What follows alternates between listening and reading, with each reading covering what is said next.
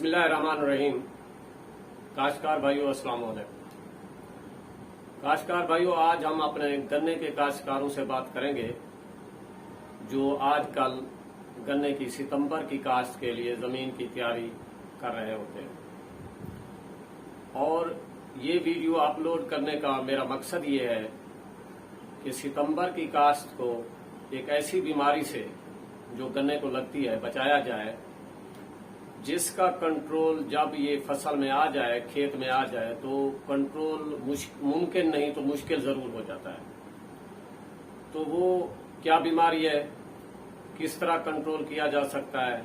उसकी अलामात क्या हैं, वो किस तरह फैलती है, इस बारे में इस वीडियो में आपसे बात करेंगे। आपसे गुजारिश है कि इस वीडियो को आखिर तक सुनिएगा ताकि आपको पूरी तरह मालूमात हासिल हो सके। और दूसरी गुजारिश ये है कि जिन भाइयों ने हमारा ये चैनल सब्सक्राइब नहीं किया, वो इस चैनल को सब्सक्राइब कर लें, शेयर करें, लाइक करें, ताकि हमारी जो आने वाली वीडियोस हैं जो फसलात से मुताल्लिक होती हैं, सब्जियात से मुताल्लिक होती हैं और बागात से मुताल्लिक होती हैं, आप तक बर वक्त पहुंच सके। तो काश्तकार भाइयों, हम बात कर रहे थे कि गन्ने की वो मूजी बीमारी जो फसल में आती है तो हमें पता नहीं चलता और फिर उसका इलाज मुश्किल जरूर हो जाता है, अगर नामुमकिन नहीं। तो वो बीमारी कौन सी है? तो काश्तकार भाइयों, वो बीमारी है गन्ने की जिसे हम अंग्रेजी में red rot of sugar cane कहते हैं या उर्दू में कमाद का रत्ता रोग कहते हैं। इसकी कौन सी जहरी अलामत है कि जिससे हमें पता चल जाए कि हमारा खेत इस मूजी बीमारी से मुतासर हो रहा है? तो शुरू में काश्तकार भाइयों, गन्ने के पौधे का जो तीसरा या चौथा पत्ता जो होता है वो मुतासर होता है, उसकी साइडें या किनारे कह लीजिए वो खुश्क होना शुरू हो जाते हैं। फिर गन्ने के पत्ते के जो सिरे होते हैं, टॉप जो होता है, वो खुश्क होना शुरू होते हैं और ये जो खुश्क होने का अमल है वो ऊपर से नीचे की तरफ चला आता है, हत्ता के पूरे का पूरा गन्ना जो है वो खुश्क हो जाता है।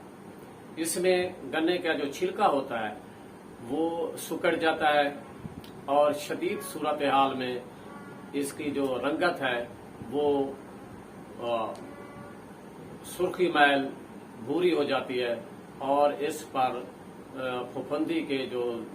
बीज है, जरदाने हैं, वो बाकायदा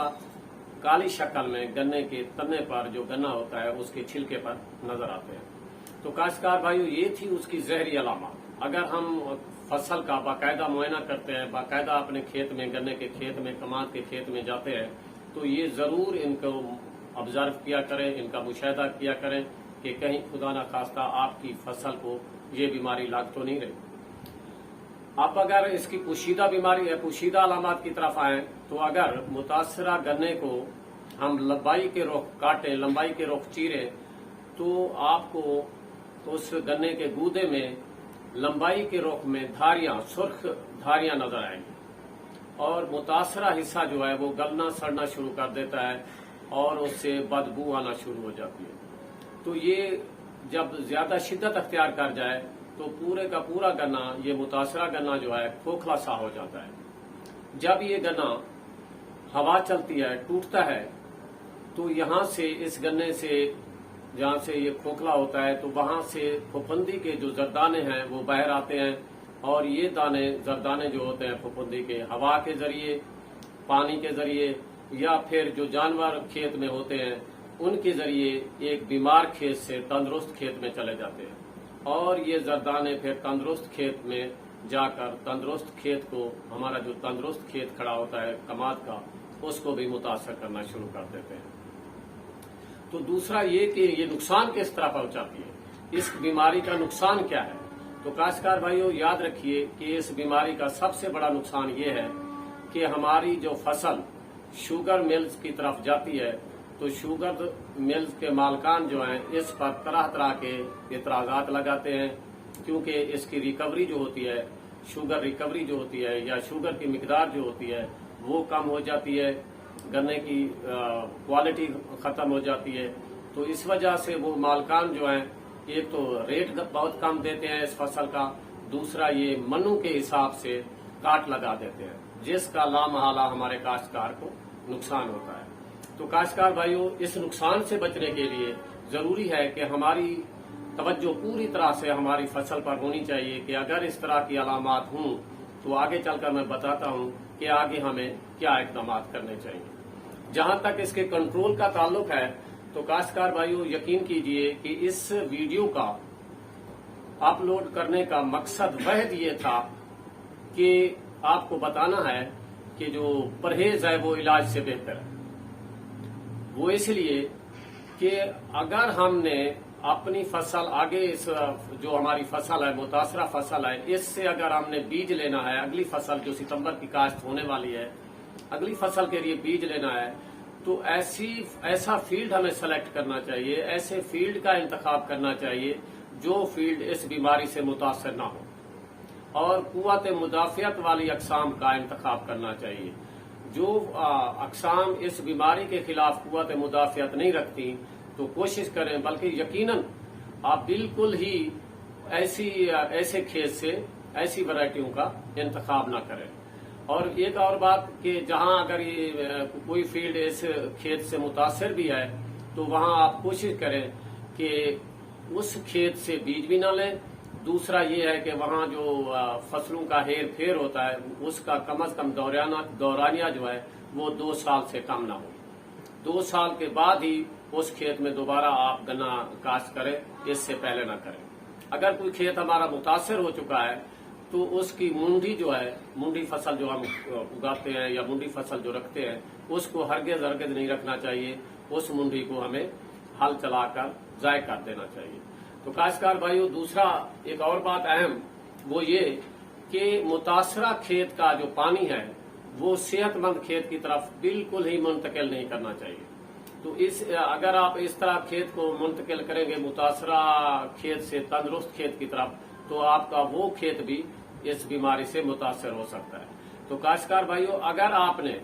ان چیزوں پر عمل کریں گے آپ تو انشاءاللہ آپ کی فصل جو اس موذی بیماری سے محفوظ رہے گی۔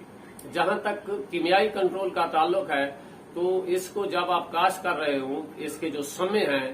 کماد کے جو سمے ہیں ان کو کسی بھی پھپھندی کا زہر یعنی تھائیوفینیٹ میتھائل ہو گیا اس کے ساتھ ٹریٹ کر کے ہی آپ اس کو کاشت کر سکتے ہیں۔ وہ اس طرح کہ آپ نے ایک گڑھا مناسب سائز کا گڑھا کھودیں جس کی گہرائی کم ہو اور اس کی چوڑائی زیادہ ہو، اس میں 2% سالوشن تھائیوفینیٹ میتھائل کا بنا کر ڈال دیں اور پھر پانی اس میں لگا دیں۔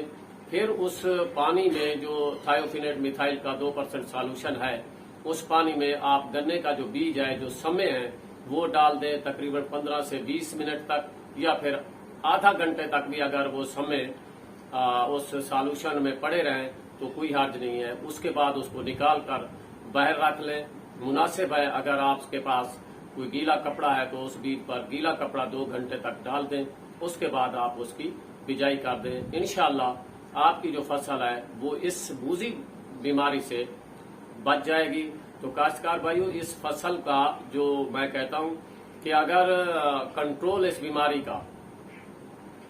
ناممکن نہیں تو مشکل ضرور ہے، آپ ان احتیاطی تدابیر پر اگر آپ عمل کریں گے تو انشاءاللہ آپ کی آنے والی فصل